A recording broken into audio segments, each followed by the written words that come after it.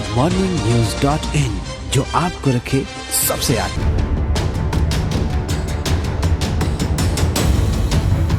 अब इनको समझ में आ गया कि इनकी सरकार अब दोबारा बनने वाली नहीं है,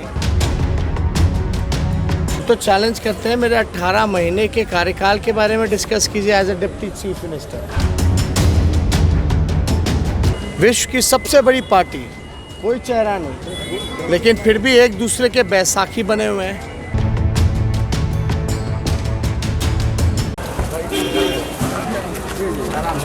योगी पहुंच रहे हैं चुनाव प्रचार के लिए। योगी चुनाव प्रचार करेंगे बिहार में, कैसे देखते हैं उस चैलेंज?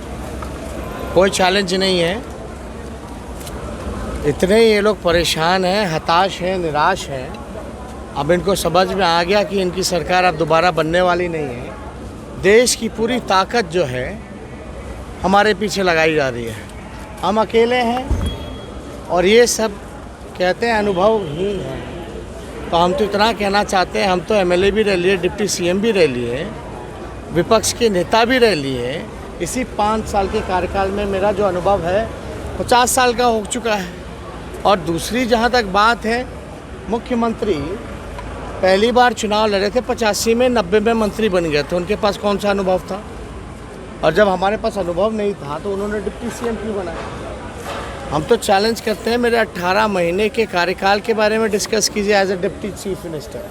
हालांकि आप बताइए, अगर हम अनुभवहीन हैं तो आप मेरे पीछे पूरी देश की ताकत क्यों लगा रहे हो अपनी, सिर्फ एक छोटे से नौजवान को रोकने के लिए? यानी कहीं ना कहीं से ये साबित होता है कि लोग निराश हैं, परेशान हैं, घबराए हुए हैं। क्यों? नीतीश जी का चेहरा काम चल रहा है क्या? हम तो पूछना चाहते हैं। इतना बड़ा उनका कहते हैं कि जनाधार है, विश्व की सबसे बड़ी पार्टी है बीजेपी, लेकिन उसके एक भी मुख्यमंत्री पद का कोई उम्मीदवार नहीं है।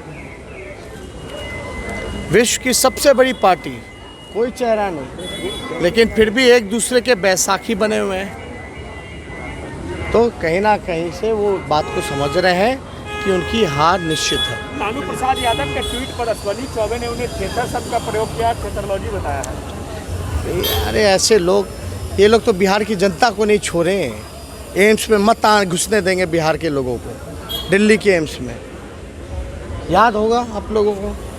तो जब बिहार की जनता को जिन्होंने इनको पहुंचाया पार्लियामेंट, उनको ये नहीं पूछते तो अपने विरोधियों को कहाँ से पूछें? तेजस्वी अगर सरकार बनाने की जरूरत पड़ेगी तो क्या एलजेपी को लेंगे साथ में?